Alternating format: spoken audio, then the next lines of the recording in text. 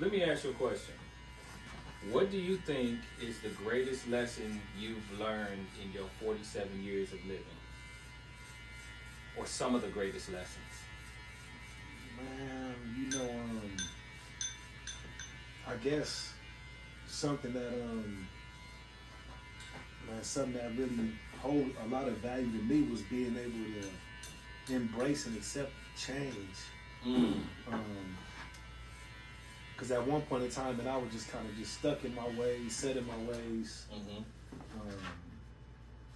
I guess somewhat stubborn in a sense because I wasn't willing to change. And so what caused you to change? What happened? What ultimately made you say, you know what, I really do need to stop? Man, as crazy as it sounds, but how true it really is, I always was kind of like, I got to a point as I started getting, older, of course having more responsibilities, thinking about if something happens to me, how my, me being, something happened to me would affect my kids and everything. So I already had this on the back of my, on the back of my shoulder. But outside of that, I end up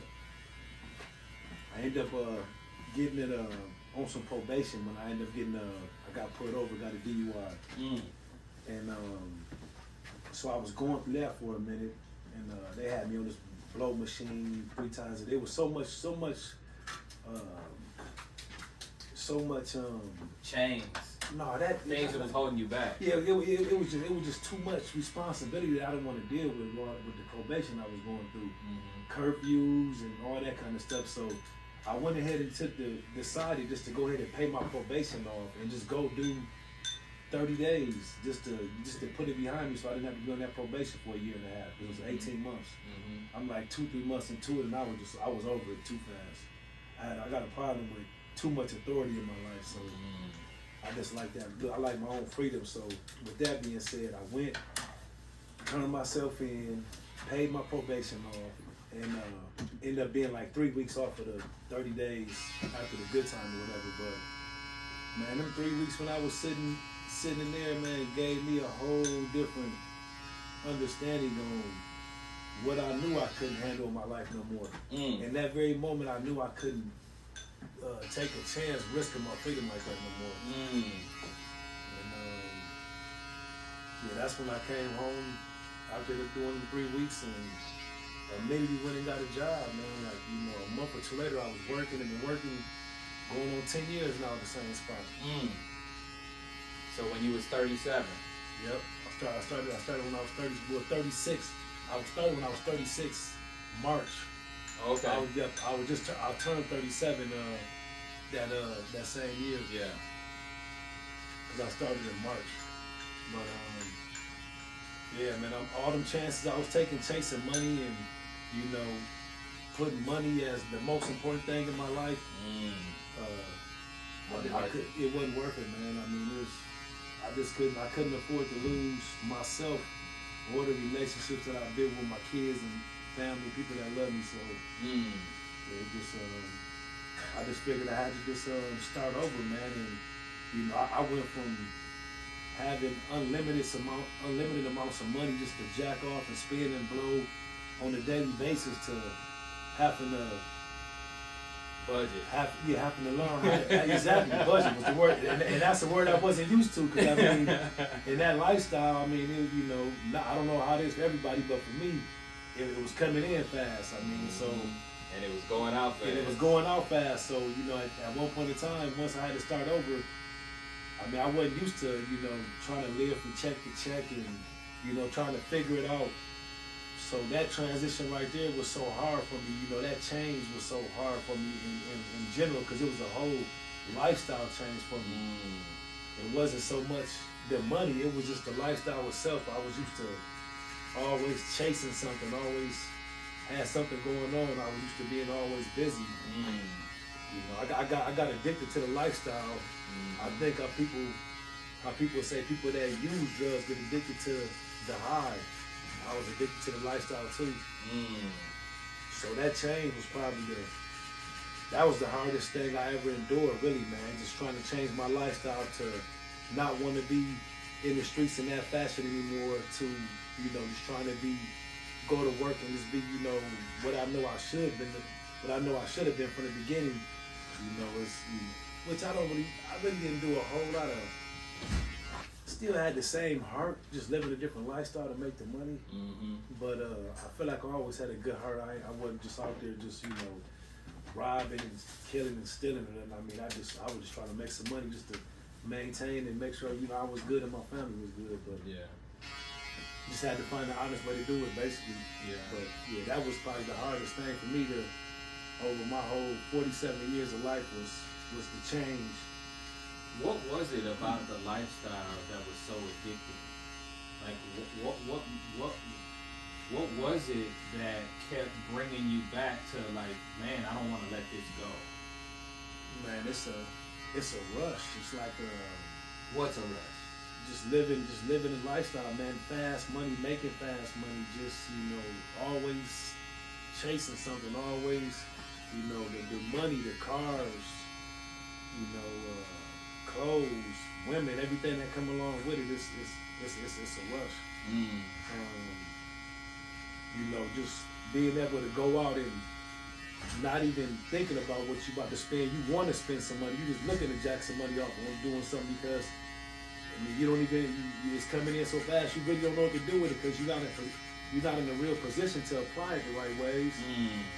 And then being young and dumb with money, I was kind of financially illiterate because I never really invested in money the way I should have. I mean, if I would have knew some of the stuff I knew now, I mean, touching that kind of money over the years, I mean, had generational wealth in some kind of way. But I remember one time we was sitting right outside, and we counted up how much money you made that previous month, and I think it was something near 60 grand or something like that. And you was like, you were stunned yourself. Yeah. When you really got to counting it. Yeah, because I mean, you won't even know that you made it because, like I said, it just you doing this, you get this, you pushing it over here. You got a gambling problem, you gambling. You got so much other stuff that come along with it, but yeah, you don't even count it, man. It's coming in so fast, you don't even think about counting. I mean, I never really thought about what I was making when I was making money. I was just making it. Never really even paid attention to what it was. I just know I never wanted for anything. Everything you wanted was right at your fingertips. Yeah, and it was almost scary too, man, because I remember one time, I used to always be like, I just might just say I need something, just some of the smallest things, but it'd be like something specific, whether I needed some speakers for my car or amp or just any little miscellaneous thing I could just ask for it. I would just ask for it, and it was like next thing I know, my phone will ring. Somebody be calling me, hey, I got this. You want to buy this? You want to buy that? And I'll be like, what was the odds of this? And it happened all the time. And it happened on a regular basis. Wow. So I was like, man, I'm like, that's kind of scary. I'm like, and there was other people that witnessed this around me too, because I done spoke with other people too. And I just be like, man, it's not right. I'm like, this can't be godly, man. I'm like, this gotta be the devil just give me all the temptation that he want me to have. Just wanted to keep you there. Yeah, he just wanted to keep me trapped because I mean, at the end of the day, I'm weak when it comes to certain things. Everybody got their temptations. Right. In that moment, I was probably at my weakest because that's all I really cared about. Really was just what I was doing, from day to day. Let me trim your mustache and go to you real quick. Man, this is deep right here. We got to continue with this. Like this is important. I love the fact that you recognize how you would think about something, and then the next moment, somebody come around and they like, hey, I got this. Man, I promise you, bro. I swear, it was like almost scary to the point where that's why I'm such a believer and I watch what I say. Because I believe you can speak things into existence. You can manifest your thoughts and you can speak it into existence as well. So, I mean, I'm real conscious about what comes out of my mouth when I'm saying something. If I ever catch myself attempting to say something or saying something that's not in a positive light, something I don't really want to see happen, I'll shut it down. Mm-hmm. You know, and if it do accidentally slip out, I ask, I make sure that I was aware that I didn't mean it in that way. Mm-hmm. Because man, it's powerful, man. The words that come out your mouth. Mm-hmm. And here's something that a lot of people really don't understand. So I'm glad that, man, this is such a blessed conversation. I hope you don't mind me sharing this with the world, because I think this is going to help a lot of people. But what people don't realize is there are demons following us. They're called familiar spirits. And what people don't realize, the kingdom of darkness is real. So there's demons assigned to us to either tempt us or to give us what we want to keep us locked up in darkness. So when you said what you want, they connected with people who were already operating in that world of darkness that you were operating in, and they brought you what it was that you wanted so that they could keep you in that environment. Because they knew that if you were there, other people were going to stay there too. Because people followed you. Mm-hmm. People do follow you. You're a natural leader.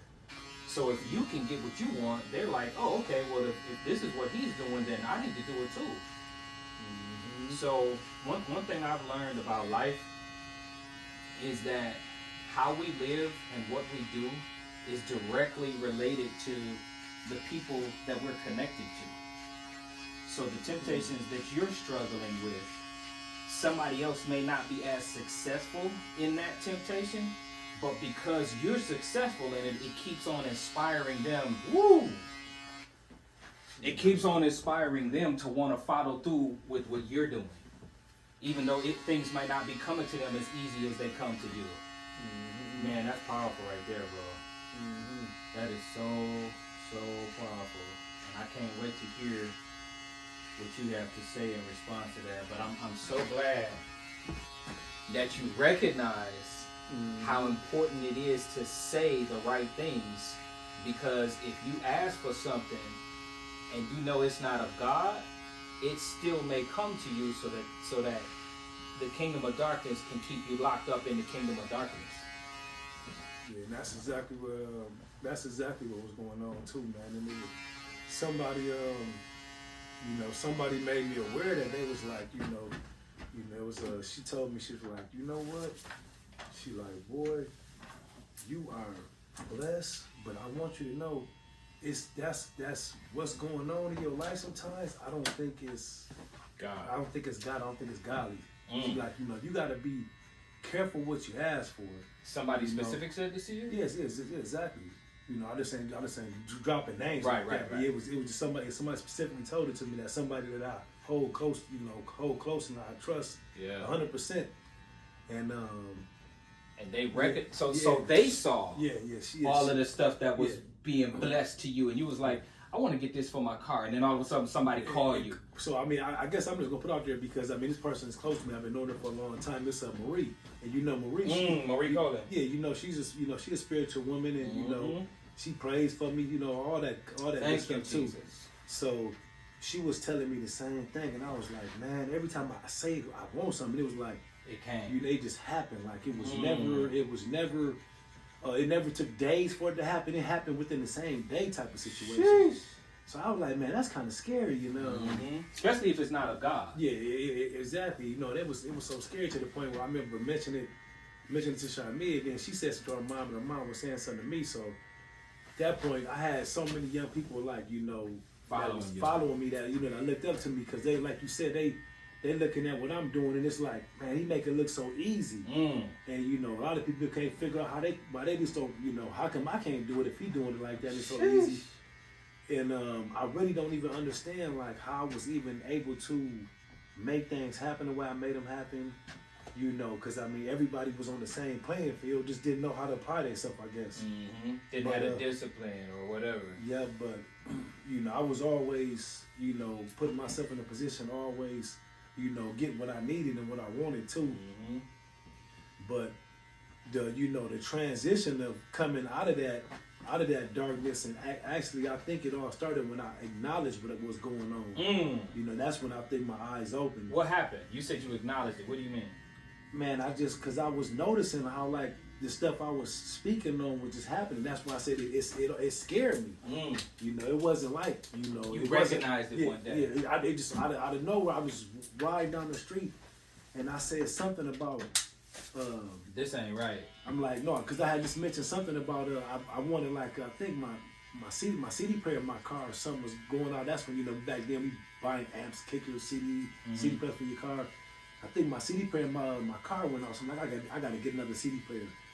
About 20, 30 minutes later, guy called me. Hey, I got some CD players. This is that brand new in the box.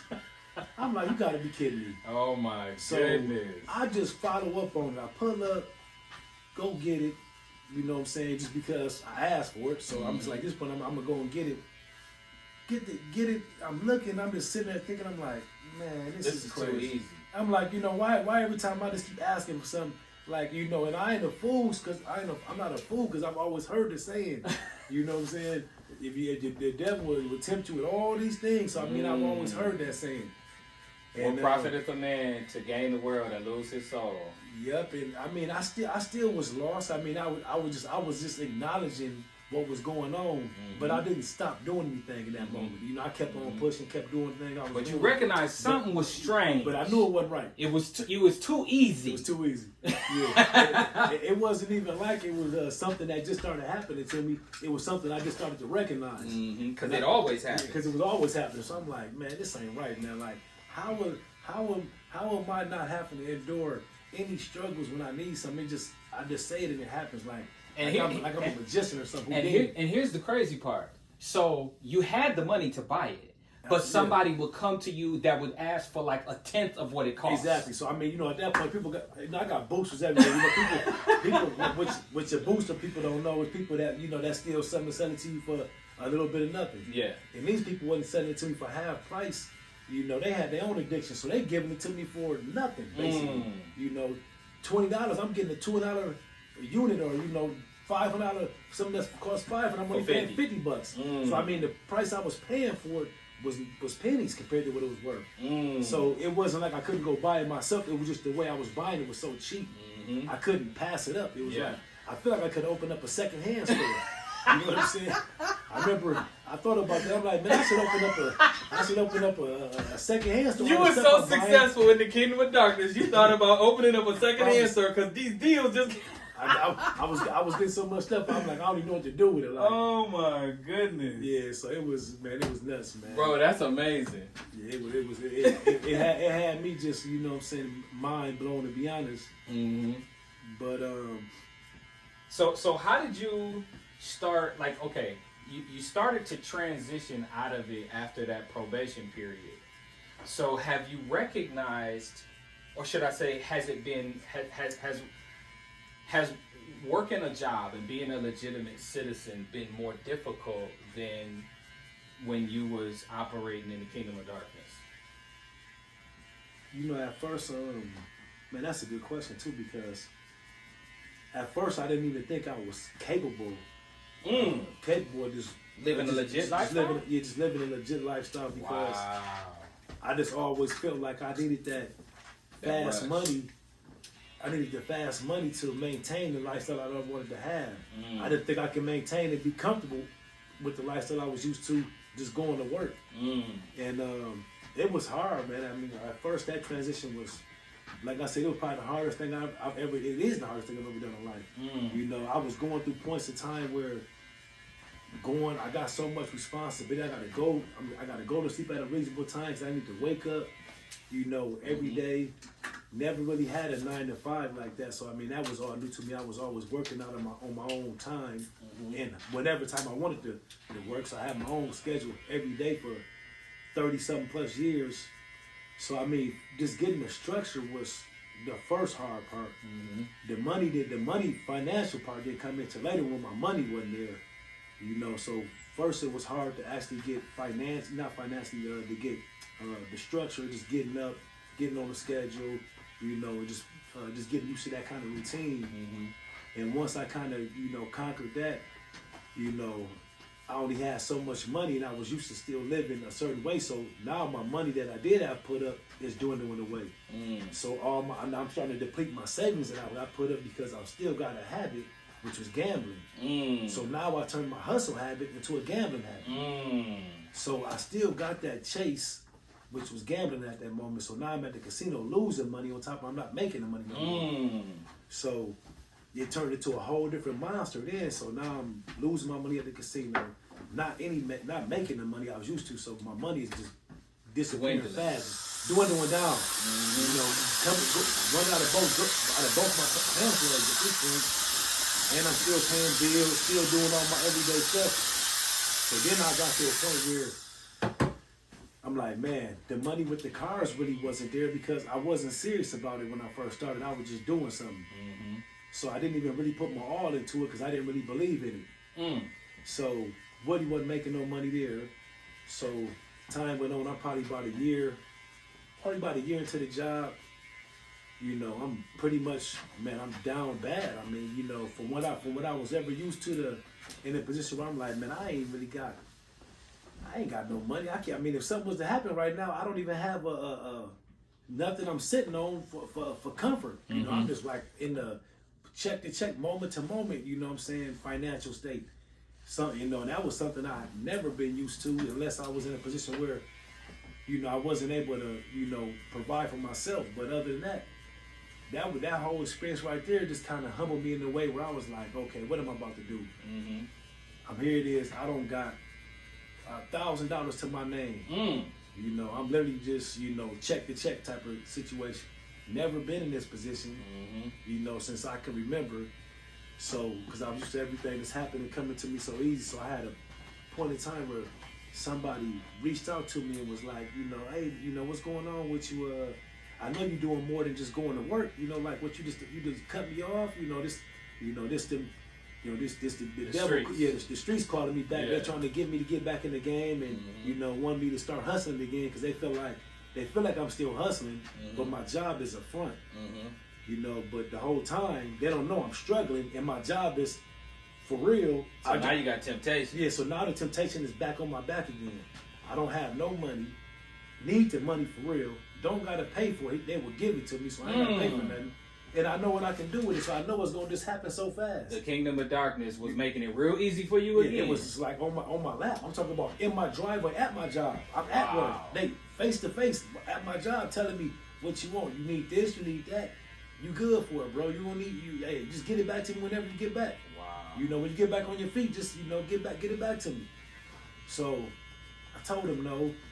You know, I'm like, you know, it took a lot out of me, but I was like, I'm good. You know, I'm gonna try this for a minute. I'm like, I ain't really gave myself a fair shake just to go to work and see what can come out of this. You know, so I gotta get myself. That's huge right there, bro. You said no. Yeah, I said that's no. huge, bro. Yeah. And I don't even know how I said it in the situation I was in. I didn't have no money, so I'm saying no to easy money, and I probably got worth $150 to my name. Sheesh. A grown man at 30 plus. I still got some assets. I still got some cars. You know, I got stuff. But as far as liquid cash, you got $150. I got $150 in my name, and that's all I had. And here it is. I know I can take what he offered me and make a quick 10, 20,000 real quick. Sheesh. And so I'm like, man, it took a lot out of me, but I'm like, no, I'm good, bro. So. Wow, that's huge, bro. Yeah, and then the crazy thing is, that would have made your grandfather real happy. Yeah. So that's how you man up right there. Cause wow, it was, man. It was probably one of the hardest things I had to do was say no in that very moment. And I know I needed the money. Sheesh. I got bills, I got kids, I got everything else. Thank you. You know, and it was like, man. So how did you say no? Like, how did you like? I just pretty much told him, I'm like, man, right now ain't the time for me, man. I'm like, I'm just falling back from it. I'm like, you know, I'm like, if I get to the point where, you know, I need to get with you, I hit you up. I said, but I'm gonna try to work this job out for a minute, man. I just want to get out of break, man. I'm like, I never really, you know what I'm saying, gave myself that chance of just not trying to, you know what I'm saying, hustle and just see what an actual job would do. Yeah. Hustling the job, like, you know, it's all a hustle at that point. And, you know, he respected what I was saying, but he still thought that I was just plugged with somebody else, and I just wasn't spending my money with him. You know. So I mean, he kind of took it and was like, "All right, bro. Well, you know, if you need me, just hit me up." You know, we just chopped it up like that, and you know, he left. I went on back to what I was doing, continuing my day. I get home that night, and I lay down. Once I get situated, lay down, and it was on my mind so heavy. The calling and telling to pull up on me, I had to like, you know, just fight that urge of even picking up my phone and taking the call. So I struggled with that for some days, and then I just finally just came to the realization, like, you know what, I'm over here on the fence, and I'm not even really in the game no more, but I'm on the fence because mentally I'm still in the game, and I'm not even really giving myself a real shake at my job.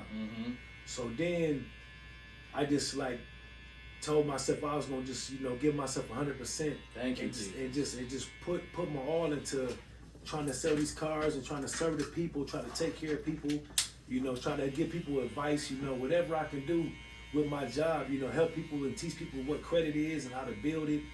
You know, so, you know, I'm passionate about always putting people on because I always did that when I hustled anyway. I always try to look out for people. So I'm like, use them same skills I got from here and just apply it at my job now because I still have a product people need. I still got to show people customer service, and I can still give them that same experience of dealing with me the way I did when I was in the streets. And it's on the right side of the law. Exactly, and it's something that's actually legit where I can make a career out of it.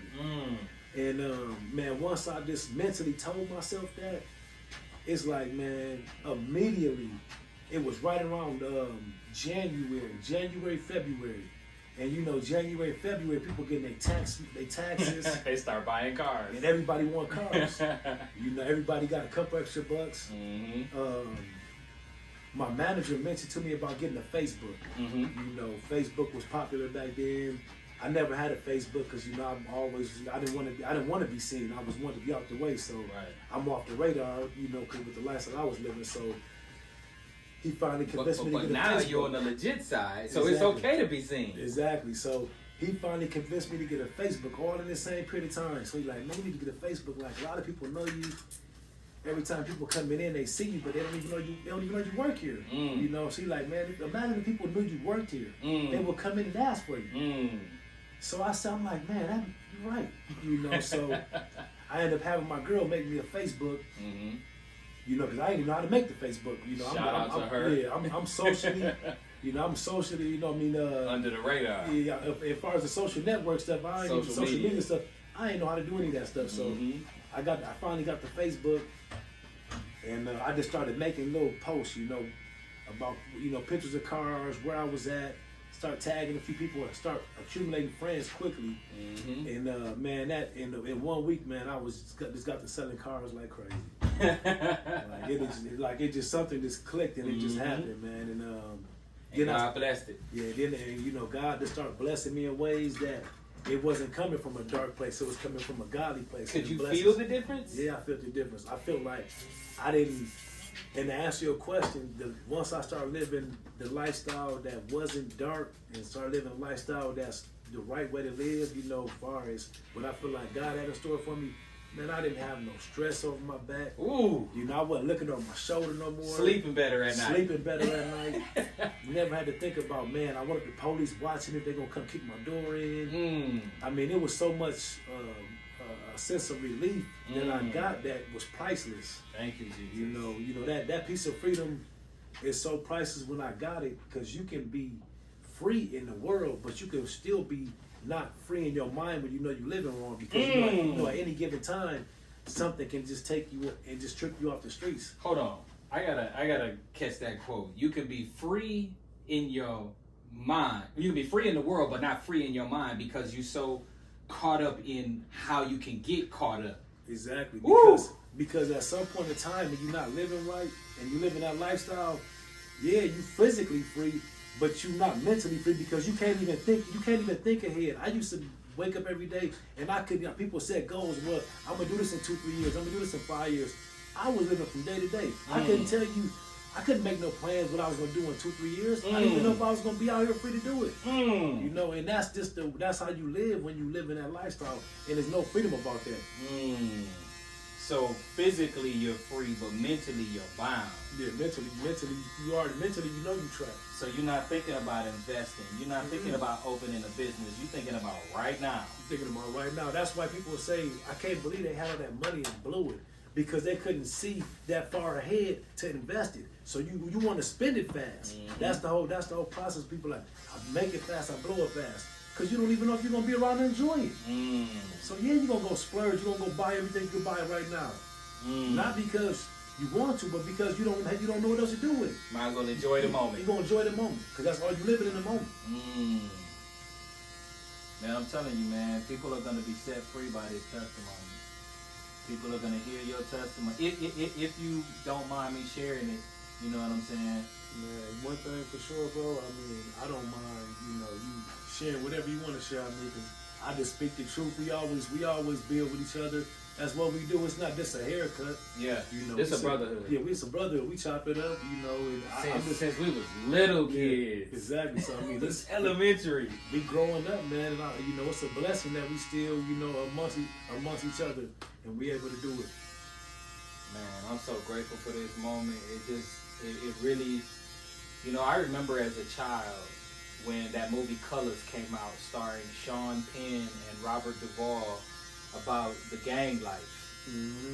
And if y'all ain't familiar with the movie Colors, there's a rap by Ice-T that goes, my pants are sagging, braided hair, suckers stare, but I don't care. My game ain't knowledge, my game's fear. I've no remorse, so squares beware. And my true mission, it is revenge. If you ain't my set, you ain't my friend. Wear the wrong color, your life could end. Homicide's my favorite binge. So the reason why that song is stuck in my heart is because as a kid, that's what we was looking up to. NWA, Ice-T, things that had nothing to do with God, but they looked like it was popping. They had it going on. And then what inspired us? Them. And what did we follow in? What they was doing. Exactly. And we wanted to live that lifestyle. But I thank God for you sharing your testimony, bro, because number one, we known each other since elementary school. It is so beautiful and rare for people to be friends like we friends at this age after having gone through all the things we gone through, because there's so much opportunity for people to stab each other in the back. One thing I can say about our friendship, it ain't never been that. It's never been a moment where I felt like you was taking advantage of me, and I believe vice versa. Yeah, it go both ways. It go both ways. And then on top of that, you've seen my transition in life. I've seen your transition in life. And I really wholeheartedly believe it's going to be a whole lot of people inspired and blessed by your testimony, bro. So thank you for being brave and courageous enough to share it. Because there's this poem that talks about what is your greatest fear. And at the end of that poem, it says, basically, I'm paraphrasing, I'm messing it up, but it basically says, when you walk in a room, because you're free, you unconsciously give other people the courage to want to be free. Man, that's deep. And this is where you are. You're in a state of mental, physical, and spiritual freedom because you constantly posting stuff on Facebook that's positive. You're sharing with people a bright light. And now you're sharing your testimony of your transition, and people are going to hear it and see it, and they're going to cry. It's going to be grown men and women crying, thinking, you know what? I watched Slick whole life, because that's what they used to call him, Slick, but he ain't Slick no more. Everybody called him Nico, but he's Raneko. Still Slick. This is all. You don't never change who you are, where you come from. You just get older, you get wiser, and you get more aware, and you make better choices in life. That's all. Amen. Because where you came from that's what molded you and made you the man you are. Yeah. I wouldn't change any of my upbringing. Right. For nobody. I love everything. I didn't make any mistakes. Everything I did was what it was supposed to be. So that's powerful right there. Yeah, I didn't make any mistakes. Everything I did was what it was supposed to be. Because those mistakes made you who you are. The mistakes it's not a mistake. A mistake is something that you learn from. So it's not a mistake. It's just you made a bad choice. So, but from that bad choice, which we call mistakes, you learn and you grow from them. Now, it's a mistake if you keep on making the same choice. That's a bad choice. But other than that, man, you know, them mistakes, you take them and use them for motivation and to elevate, you know, and to keep on keeping on. Like that's what you look at. A mistake is opportunity. Okay, I won't do that again. You know, or you learn from it and figure out how to do it better. That's all. Yeah, but I mean, it's gonna be kids. It's gonna be grown men and women. It's gonna be people older than us that's gonna hear this, and it's gonna unlock them. They're gonna be like, you know what? I've watched him grow up, and if he can do it, I can do it. So I want to ask you one last question. If you could give advice to anyone, like a powerful general piece of advice, or even something specific, based on the life that you used to live and the life you live now, what would you tell your teenage self now that you know where your life has been? What advice would you give your teenage self? Man, that's heavy too, because it's a lot of things that I'm trying to think something more specific, but I mean, when we older, man, I mean, the only thing I would say, like, just, man, don't be in a rush. Don't be in a rush to grow up so fast. First, I would start there because I feel like I was young and we grew up fast and we was in a rush to grow up fast. You know, just, you know, slow down and take your time, you know, and, you know. Couldn't wait to have sex. Couldn't wait to have money. Yeah, just, we was in a rush to be adults, and you know, it's no need to be in a rush. You got time. You got time, and you want to focus on what's important to you. I mean, you know, don't spend a lot of time just wasting it. You know, because it go by fast. You know what I'm saying? Just find something that you're passionate about, and just, you know, and just stand on it and stay focused on what you like to do. Yeah, because time go by so fast. But man, that's a tough question, man, because. No, that's real. I mean, that's a great answer. Don't be in a hurry to grow up. That's what you would tell your teenage self. Don't be because you became a father at what, 13? Yeah, 14. 14 years old was when your first child was born, because who was there to guide you? I mean, you had people who loved you, but you also had so much freedom. You could pretty much go and do whatever you wanted. Yeah, absolutely. So yeah, I mean, and that's just my standpoint. I mean, I think I was just in a rush. I wanted to be grown way too fast for no reason. You know, and you can't really take those times. You can't take them times back. You know, high school, I never went to the prom. I never did some of the things that you're supposed to do at that age. You know, go to college, you know. Go to college, enjoy college. He was a straight A student, y'all. When we was in middle school, I used to ask him if I could see his report card. He showed me his report card. I'd be like, bro, you never said anything in class. How you a straight A student? I'm like, man, you know somebody. I'm like, this ain't right. Hey, when you get these answers? How in the world? But he has a phenomenal memory, and just, you know, so like I could not believe how blessed you were, and then, you know, but God blessed you. Yeah, it was funny too, because people never used to see me take books home.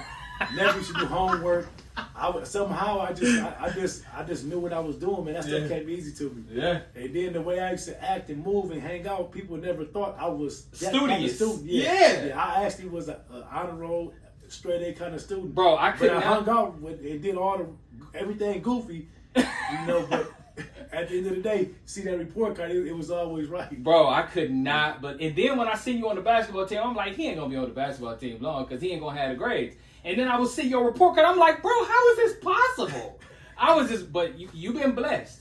You've been blessed. God's hand has been on your life.